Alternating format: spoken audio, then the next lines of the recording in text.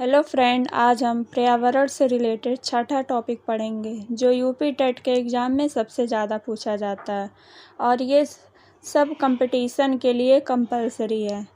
तो आपका क्वेश्चन है 9वां, वायुमंडल की कौन सी परत प्रकाश की पराबैंगनी किरणों को पृथ्वी की सतह पर आने से रोकती है? तो इसका आंसर होगा समताप मंडल। समताप मंडल प्रकाश की पराबैंगनी किरणों को पृथ्वी की सतह पर आने से रोकती है। इसे ओजोन मंडल के नाम से भी जाना जाता है। यह परत सूर्य के उच्च आवृत्ति के पराबैंगनी प्रकाश की 93.99% मात्रा अवशोषित कर लेती है, जो पृथ्वी पर जीवन के लिए हानिकारक है। ओजोन परत की खोज 1913 ईस्वी में फ्रांस के भौतिकविदों फैब्री चार्ल्स और हेनरी बुसेन ने की थी। उसके बाद आपका अगला क्वेश्चन है 10वां, गंगा एक्शन प्लान को लाने का उद्देश्य निम्नलिखित में से किस सुधार हेतु है? तो इसका आंसर होगा जल की गुणवत्ता। गंगा एक्शन प्लान को लाने का उद्देश्य जल की गुणवत्ता में सुधार करना है। नदी में प्रदूषण भार को कम करने के लिए 1985 ईस्वी में श्री राजीव गांधी द्वारा गंगा कार्य योजना का आरंभ किया गया था। कार्यक्रम खूब धूमधाम से शुरू किया गया था, लेकिन यह 15 वर्ष की अवधि में 901.71 करोड़ रुपए व्यय करने के बाद भी नदी में प्रदूषण का स्तर कम करने में विफल रहा।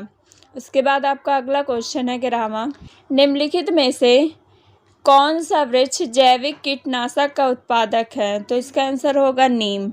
नीम का वृक्ष जैविक कीटनाशक का उत्पादक है। नीम भारतीय मूल का एक महत्वपूर्ण पतझड़ वृक्ष है। इसका वानस्पतिक नाम है एजेडिरेक्टा इंडिका है। नीम की पत्तियां चबाने से रक्त शोधन होता है और त्वचा विकार रहित और कांतिवान होती है।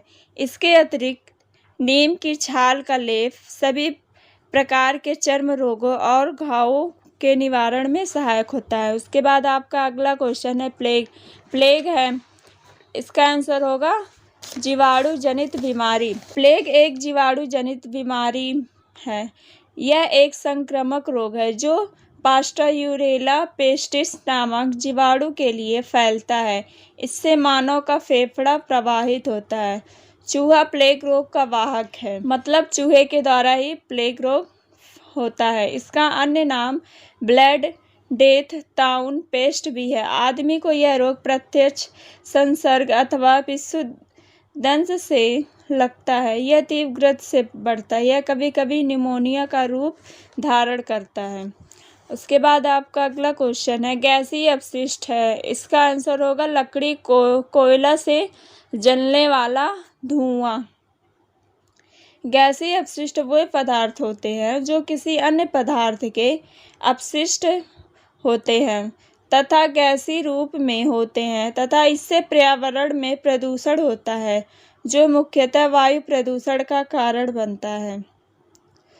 गैसीय अपशिष्ट निम्न प्रकार के होते हैं, जैसे लकड़ी कोयले से जलने वाला धुआं, औद्योगिक क्षेत्रों के चिमनियों का धुआं, जंगलों में लगने वाली आग से निकलने वाला धुआं आदि। उसके बाद आपका अगला क्वेश्चन है 14वां, निम्नलिखित में से कौन से पौधे दूर दूर प्रसारित होंगे? इसका आंसर होगा कायिक जनन द्वारा वितरित। कायिक जनन द्वारा वितरित पौधे दूर दूर प्रसारित होते हैं। कायिक जनन एक अलैंगिक जनन क्रिया है। यह क्लोनिंग प्रक्रिया होती है।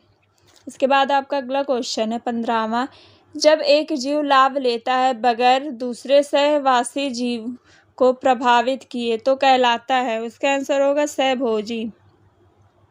सहभागिता या सहभोजी यह दो विभिन्न जीव जातियों के बीच एक ऐसी अंतरक्रिया होती है जिसमें एक जंतु को तो इस संबंध से भी लाभ होता है किंतु दूसरे जंतु को कोई हानि नहीं होती। उदाहरण जैसे गैस्ट्रोपोड कवच में केकड़ा रहता है और कवच के ऊपर समुद्री एनीमोन चिपकी रहती है। इसी प्रकार शार्क से पेट्रोमाइजोन चिपकी रहती है। व्हेलों से समुद्री वर्लिकल चिपके रहते हैं। इसके बाद आपका अगला क्वेश्चन है, निम्न में से कौन सा कायांतरित शैल का उदाहरण है? तो इसका आंसर होगा संगमरमर।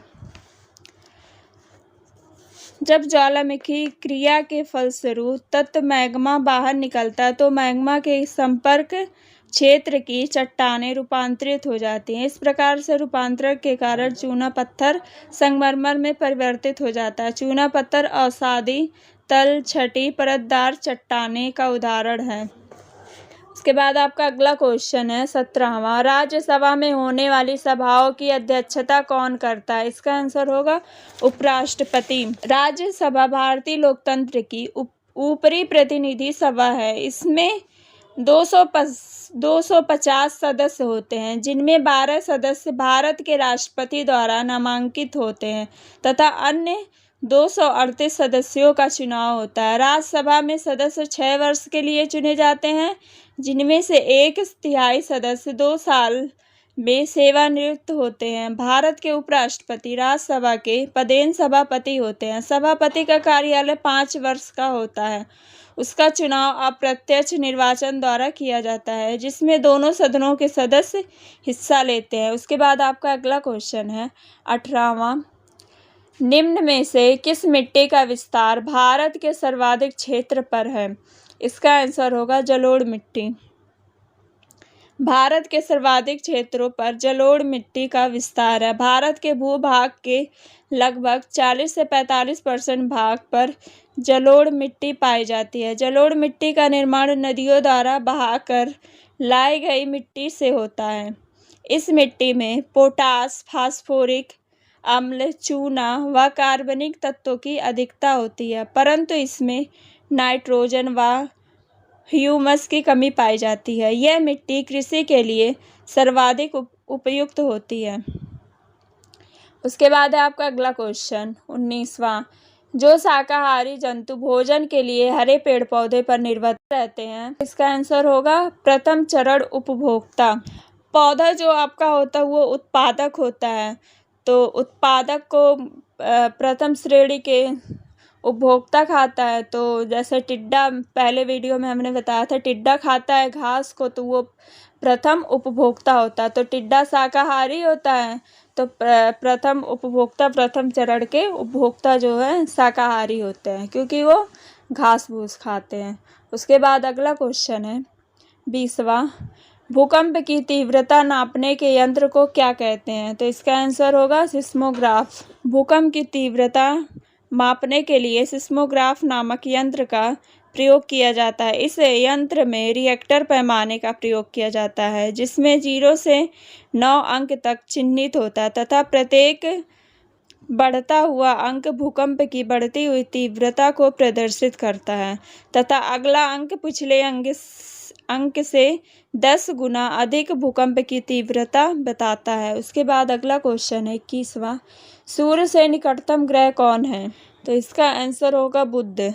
हमारे सौरमंडल में सूर्य से बढ़ती हुई दूरी के क्रम में ग्रहों की स्थिति पहला इस प्रकार है। पहला आपका बुध, फिर उसके बाद शुक्र है, फिर पृथ्वी है, फिर मंगल है, फिर बृहस्पति है, फिर शनि, फिर अरुण, उसके बाद वरुण है। इस प्रकार बुध सूर्य से सबसे नज़दीक का ग्रह है। बुध ग्रह सौरमंडल का सबसे छोटा ग्रह भी है। उसके बाद अगला क्वेश्चन है, गिर राष्ट्रीय पार्क किस राज्य में स्थित है? इसका आंसर होगा गुजरात में। गिर राष्ट्रीय उद्यान गुजरात राज्य के काठियावाड़ जिले में है। इसकी स्थापना 1965 ईस्वी में किया गया। यह बबर शेरों के संरक्षण के लिए प्रसिद्ध है। अगर आपको वीडियो पसंद आया हो तो लाइक, शेयर और सब्सक्राइब करना ना भूलें। Thank you.